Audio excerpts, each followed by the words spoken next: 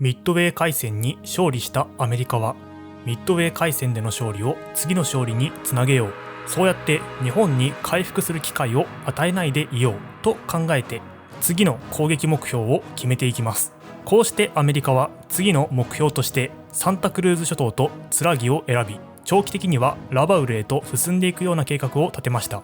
一方日本はオーストラリアをアメリカから切り離すという計画を持っていましたが、ミッドウェー海戦に敗北した経験からその計画を諦めて守りの体制に入っていきました。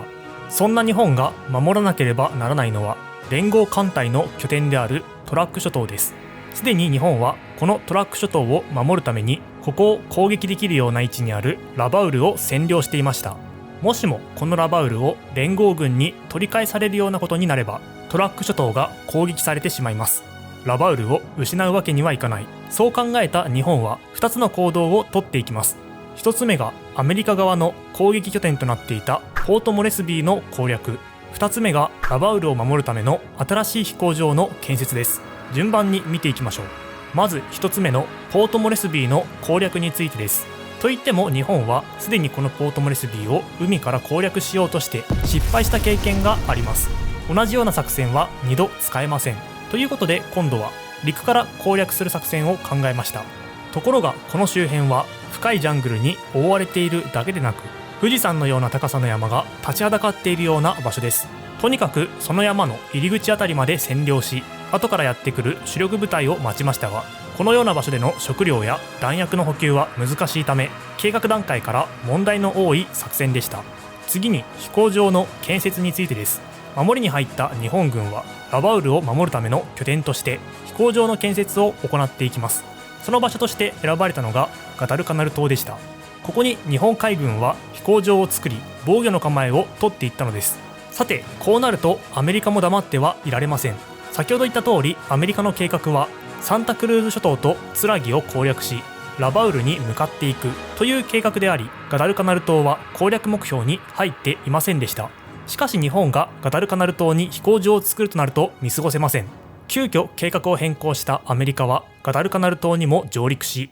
完成したばかりの飛行場を占領してしまったのです。これは日本にとってピンチな状況です。放っておけばこの飛行場からアメリカ空軍によるトラック諸島への攻撃が行われる可能性が出てきました。直ちにラバウルの海軍がアメリカ軍に反撃するために出撃し、ガダルカナル島に上陸しようとしているアメリカの軍勢を追い払おうとしていきます。しかしガダルカナル島の周辺に到達すると、たまたま付近を通りかかったアメリカ、オーストラリアの艦隊を発見し、海戦が始まって、日本軍は大きな損害を受けることなく巡洋艦4隻を撃沈する戦果を収めました。しかしあまり長居していると、飛行場や空母から連合軍の飛行機がやってきて反撃される可能性が高まります。そのような事態を恐れた日本軍はガダルカナル島に上陸しているアメリカの軍勢を追い払うことを諦めてラバウルへと帰っていきました。こうしてガダルカナル島にはアメリカ軍が上陸してきたため、海軍だけの手には負えなくなってしまいました。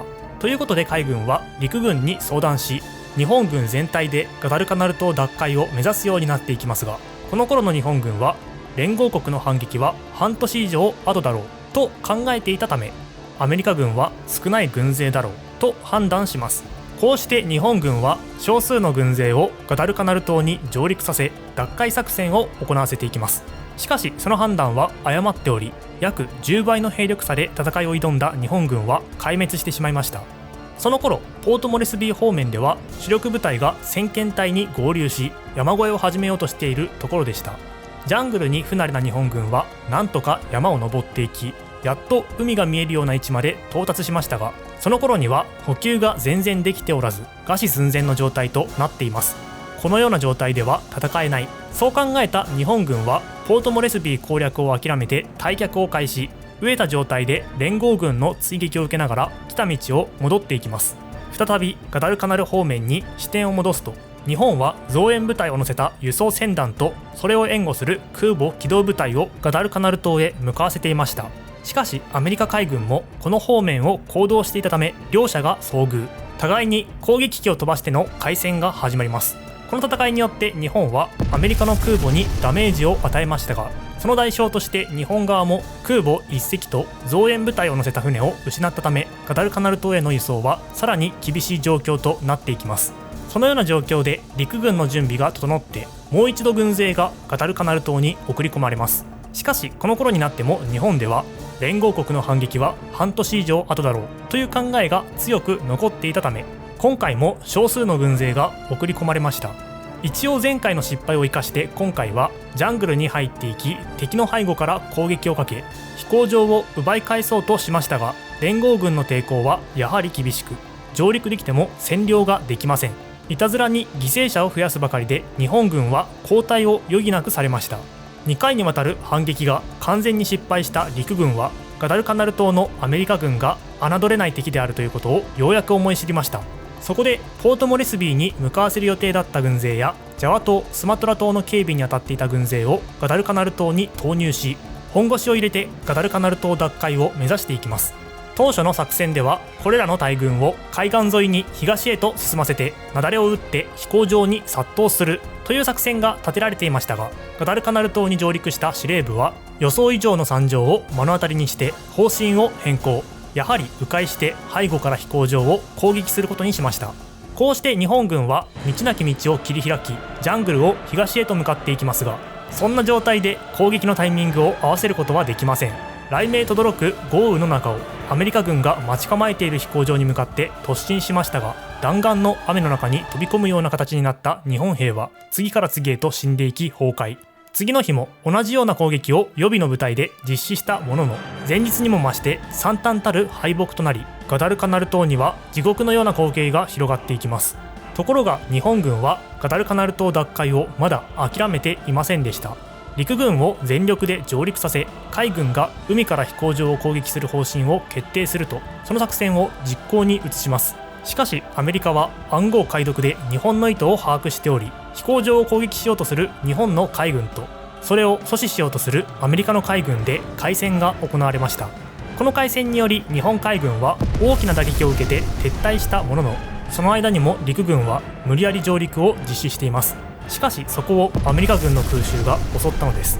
結局ガダルカナル島に上陸できたのは約1万名の兵のうち約2000名に過ぎず、弾薬・物資に至ってはほとんど届けられていなかったので、食料不足による餓死や伝染病による病死によって兵士は次々と倒れていき、ガダルカナル島の日本軍は完全に崩壊しました。